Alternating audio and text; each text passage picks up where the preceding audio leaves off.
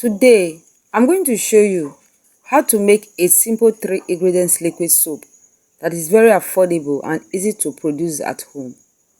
In fact, you might already have one of the ingredients right in your kitchen. This method is beginners friendly and perfect for small-scale production or home use.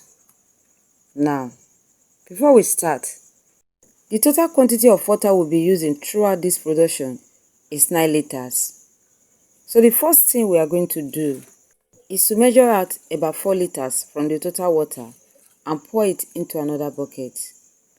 This portion of water will be used to dissolve our first ingredient. Right here, I have 250 grams of SLES rice, also known as sodium lauryl sulfate. Add the SLS into the 4 liters of water. Then use your spatula to gently push and submerge the SLS into the water. Do not rush this process. Just make sure all the SLS is inside the water. Then set it aside to dissolve gradually. Now, let's move to our next ingredient, which is regular kitchen salt. The same salt you use for cooking. We are going to measure out 550 grams of salt and add it into the remaining water in the main bucket. Then stir very well until the salt is completely dissolved. Please take your time with this step because the salt must dissolve completely before we add the next ingredient. Once the salt has completely dissolved, we can now add our next ingredient. Here I have 500 grams of Texapon, also known as sodium lauryl sulfate, SLES. Add the Texapon into the dissolved salt solution and start stirring until it completely dissolves. It is actually faster and more effective to use a hand whisk for stirring instead of a spatula because it helps break the Texapon faster and saves time.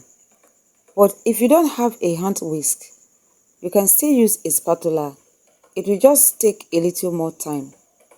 As you continue stirring, you will notice the granules of Texapon gradually dissolving into the salt solution, and the mixture will start forming a slimy thick base.